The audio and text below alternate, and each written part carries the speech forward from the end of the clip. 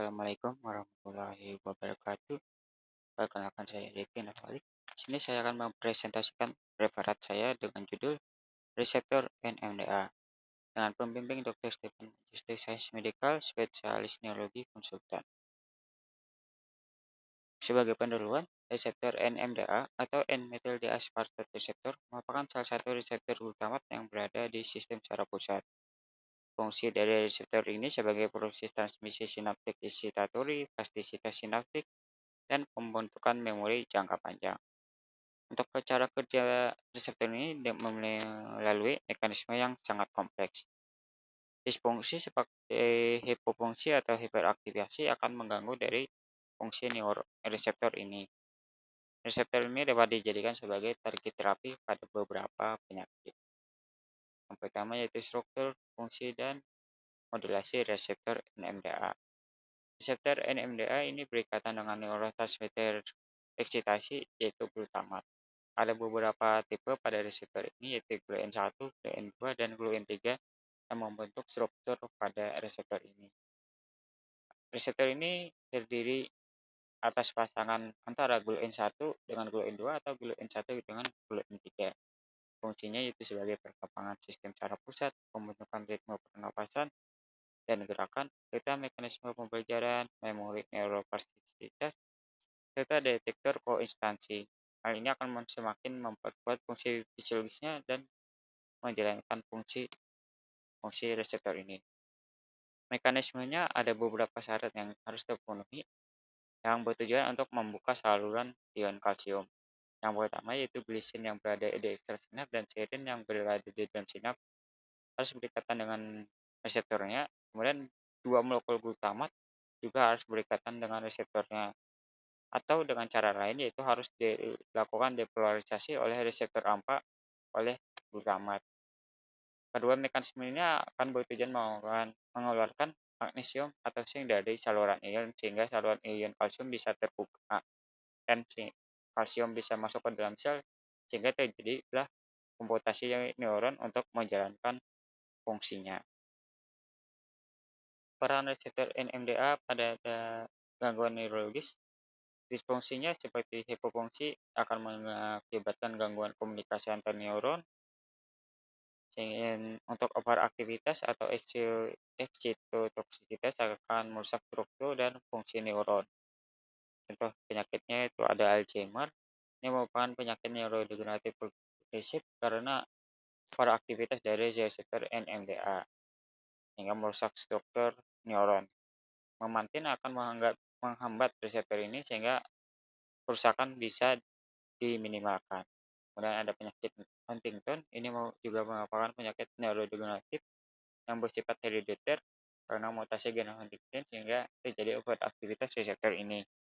Kemudian pada epilepsi itu terjadi overaktivitas kronis pada reseptor NMDA sehingga terjadi kematian sel neuron.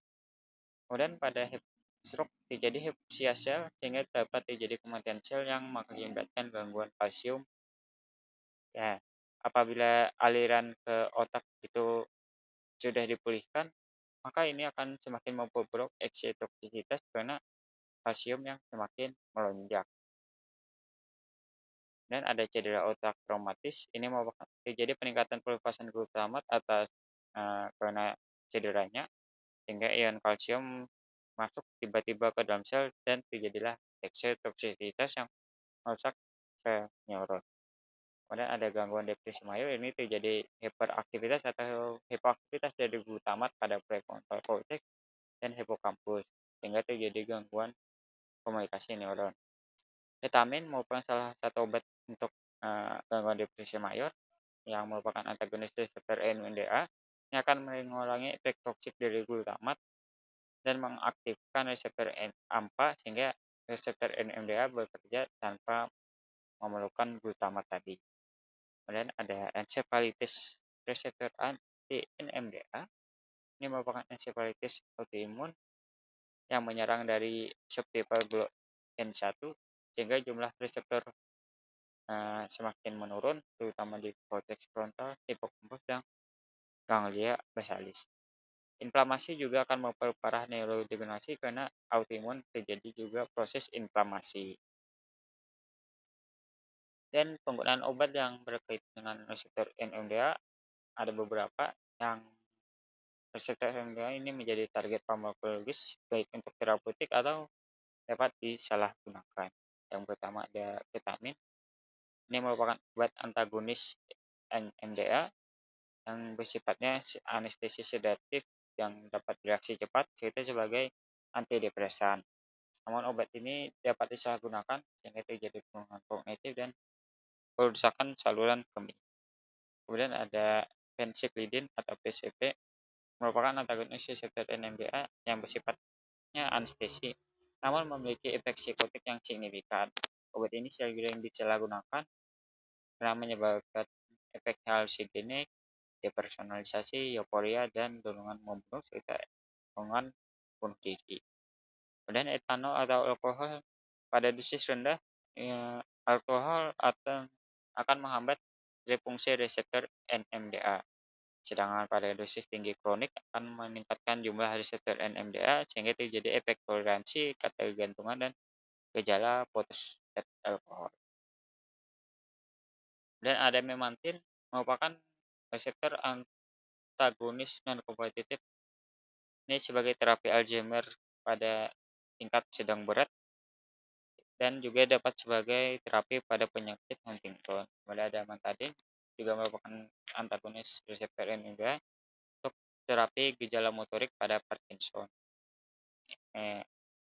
Amantadin akan meningkatkan pelepasan dopamin sehingga gejala motoriknya semakin berkurang.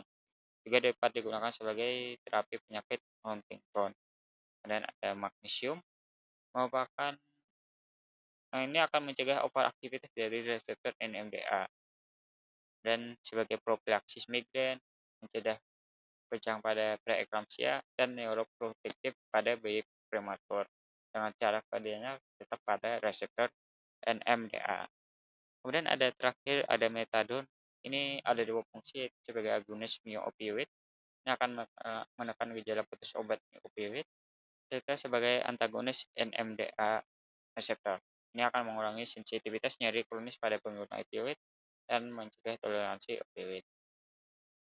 Sebagai penutup, reseptor NMDA berperan penting dalam pembelajaran, memori, dan plastisitas sinaptik. Tetapi overaktivitas atau hiperaktivitas akan berkontribusi pada berbagai penyakit neurologis. Modulasi reseptor ini telah mendorong untuk pengembangan terapi inovatif untuk melindungi neuron dari kerusakan akibat disfungsi reseptor NMDA ini. Baik, terima kasih. Sekian presentasi dari saya.